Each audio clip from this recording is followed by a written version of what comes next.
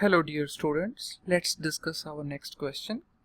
Okay, so what is the data available? Fox company has 1 million shares of common stock authorized, of which 100,000 shares are held as treasury shares. Okay, first of all, let's wait for 1 second. Can any one of you tell me what is the concept of treasury shares?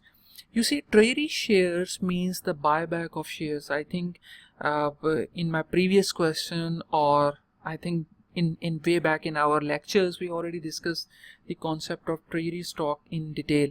Whenever you saw a treasury stock, remember one thing, that from financial accounting point of view, they will always be less, or they will be deducted from the stock. That means the company is going to purchase back the shares from the shareholders, right?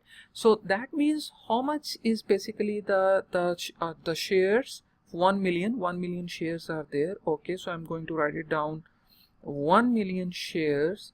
So out of these shares, how many shares are buyback, or how many shares are basically treasury shares? These are basically 100,000 shares are there, right?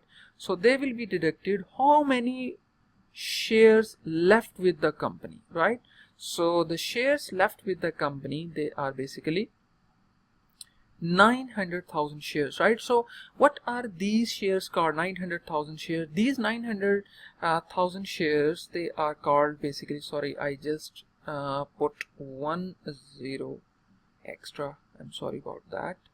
It's not there, Okay, so 900,000 shares. Okay, so these shares, 900,000 shares, they are called basically outstanding shares, right? They are called basically outstanding shares.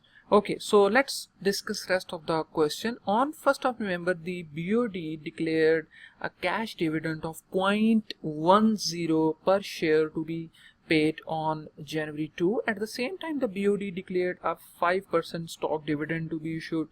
On the date of declaration, the stock was selling for $10 per share and a fractional shares were to be issued. The total amount of these declaration to be shown as current liabilities on Fox statement of financial position as of 31st of December is how much, right? So basically we need to calculate that the total amount of these declarations, how much basically the dividend is basically declared by the company, right? If you remember my sessions, we discussed that dividend is always paid on outstanding shares. Remember one thing, again I'm going to repeat it, that the dividend is only paid on outstanding shares, right? So we already know that outstanding shares are $900,000 shares, which will be multiplied by 0.10. If you remember that the company issued cash dividend of 0.10 per share, right? So 900,000 shares multiplied by 0.10 will be equals to basically $90,000. Yes. Do we have any option available? Yes, exactly. Option number A happens to be the correct answer. Hope you understand the question. Thank you.